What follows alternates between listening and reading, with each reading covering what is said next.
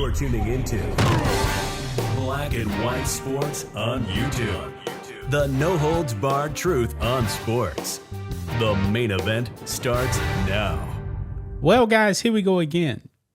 Back to talking about transgenders in sports. But in this case, guys, this is a bit different here. Now, if you guys remember in the case of the Blair Fleming situation, there was actually schools actually forfeiting games against San Jose State because they had a male on the team. Now, guys, we actually have the reverse here. A transgender basketball player refuses to play against a Christian school for quote unquote safety concerns. Yes.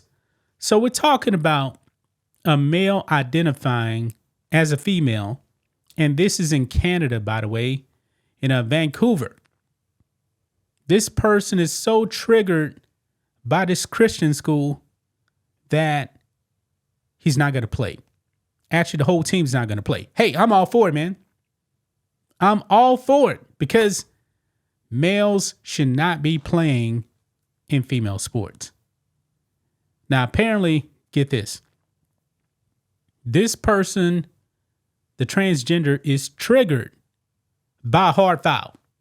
Yes, a hard foul, and the opposing coach was actually applauding that. I mean, maybe this person, man, is just super soft. If you guys remember the 1980s NBA, even the 90s, no layups. Somebody comes up for a layup, you basically going to clothesline them down. Yeah, this person, a male, can't handle females giving hard fouls. Now, apparently, guys, we got the video here because on this Outkick article, they actually say that the transgender person actually shows the foul, and I believe it was called a flagrant foul, but it's an exaggeration. They were actually vying for position for the ball. Okay? So we're actually going to get in to this video here. This person's name is the transgender Harriette McKenzie. Yeah. And this person is 6'2". I highly doubt that the other female players, I'm assuming this is high school. No, this is college. This male is 6'2" and can't handle a foul from females. Says here, the Vancouver Island University women's basketball team, which has a transgender player leading the team in points, not a surprise, has refused to play against a Christian college, alleging that the Christian school harassed the transgender player during an October contest. Vancouver Island released a statement saying that its players don't feel safe playing against Columbia Bible College this weekend. Now, these two schools, guys, have actually already played before. Okay? And this is when the hard foul incident happened. And then Vancouver Island, being soft, said, nah, we ain't going to play against them again. Look at this here. Quote, intimidation, harassment, and discrimination have no place in athletics. The statement read, according to Fox News. VIU stands in full support of our student athletes and affirms the right of all athletes to compete in an environment that prioritizes their safety and well-being. But what about the safety of the females on the opposing team? Oh, their safety doesn't matter. If they don't want to play against a transgender, oh, their safety doesn't matter. But the safety of the transgender is what matters, right? Yeah. CBC denied the allegations in a statement to Fox News Digital. Quote, this was surprising news to us, the statement read. CBC stands for safe play for all. Accusations that CBC's coaches and players and fans are a safety threat are simply untrue and misinformed. I believe that this Christian school should have forfeited the game. They should have forfeited. That these women should not be playing against a male. don't even know who actually won the game. Anyway, on October 30th, Harriette McKenzie, an openly transgender athlete who was born male, competing in women's basketball, posted a video on Instagram. In the video, McKenzie, 6'2" forward, who is the tallest player on the VIU roster, accuses CBC of a hard foul during the October 26th match and says the girls' coach applauded. McKenzie also alleges that the previous night, the CBC coach Taylor Claggett went on a tirade to a Vancouver Island staffer complaining about the team having a male on its women's basketball team. McKenzie additionally claims that despite being male, the trans athlete is, get this, at a disadvantage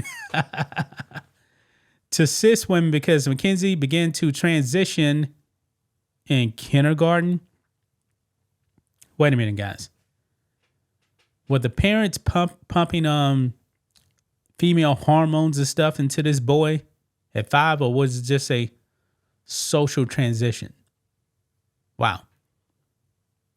It's important to note that McKenzie leads Vancouver Island, which is 11-1 and ranked 5th nationally in the CCAA in points, rebounds, and blocks. McKenzie ranked 2nd in the Pac West, the conference in which both VIU and CBC compete in points, and is 3rd in rebounding. VIU is currently in 1st place in the Pac West. Let's watch this clip right here, guys. This is the transgender athlete right here. Here we go. Hi friends, I'm coming on here today because I need to get something off my chest. This past weekend, the Columbia Bible College Bearcats visited our home gym for 2 league games. On Friday night, my teammates and I played some great basketball and ended up winning by 12 points. After the game, I went home with my family, but the opposing team's head coach, Taylor Claggett, cornered one of our athletic staff and went on a tirade about how I shouldn't be allowed to play. You shouldn't. Fast forward to Saturday morning, I woke up to a call from my coach who was on the verge of tears. He asked if I was okay and if I was aware of the situation on social media. After the night before his game, Taylor Claggett's brother and business partner, Kyle Claggett, had posted the following on his Instagram story. During the game later that afternoon, my team rallied together and we ended up playing our best game yet. However, it soon became evident that CBC's tactic had shifted to simply trying to injure me. Coming out of halftime, our 14-point lead was starting to grow, and unsurprisingly, CBC started to get even dirtier. In the unsporting foul, you can see here, I get 2-hand chucked to the ground by number 13 without a play on the ball in sight. Then, head coach Taylor Claggett can be seen applauding in support. Sadly, situations like these are nothing new to me. Throughout my entire playing career, I've been outed and attacked by everyone from players to coaches to fans. They try to invalidate my achievements, from Player of the Year to National MVP, claiming she only won that because she's trans. Many attribute my success not to hard work and dedication, but to the fact that I am a trans woman. These people don't know my story, and they don't care to. They don't care that I began my transition in kindergarten, never having undergone a male puberty. They don't care that my testosterone levels are 1/10 that of a cis woman due to the absence of reproductive organs, placing me at a significant competitive disadvantage. They don't care. Instead, they are fueled by their shared bigotry and ignorance. Wow. They attribute my athletic ability and 6'2" frame not to my parents, both varsity basketball players in the 95th percentile for height, but to the fact that I am a trans woman. In the past, I've dealt with these situations by keeping my head down and hoping they blow over. Saying nothing, not wanting to draw attention to myself. But guess what? I'm done. Done letting ignorant transphobes like Taylor and her crew spew hate against me and my community. Done staying silent while harmful narratives make today's queer youth feel as though they don't belong in sport. Done pretending like I have anything to be ashamed of.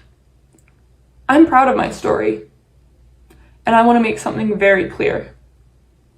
Queer, trans, and non-binary people belong in sport, and there is zero space in this league for hate, violence, and bigotry. Wow, guys. Wow. Can't handle a hard foul. And this person transitioning at 5, that's on the parents, man. Clearly. Because what 5-year-old guys can actually say, you know what? I'm really a girl. The parents did this. The parents did this. This is shameful, man. This is shameful right here. And he can't even handle taking a hard foul. I mean, you're the tallest person on the team, probably the tallest person on the court. Triggered by that and say, nah, I don't feel safe. What about the safety of the opposing female players? Because these females, man, on the opposing team, they know you're not a female. You say, oh, my testosterone it's lower than that of men. No, you are physically a male. Physically a male still. Boy, wasn't expecting this, guys. This is definitely the reverse. The trans player is now refusing to play against the Christian school. Man, that's just my thoughts on this. What do you guys think of this? Black and white sports fans, let us know what you think about all this in the comments. Make sure to subscribe to the channel, and we will catch you next time. Thanks for watching the show. Be sure to like, comment, and subscribe. Be sure to tune in next time on Black and White Sports.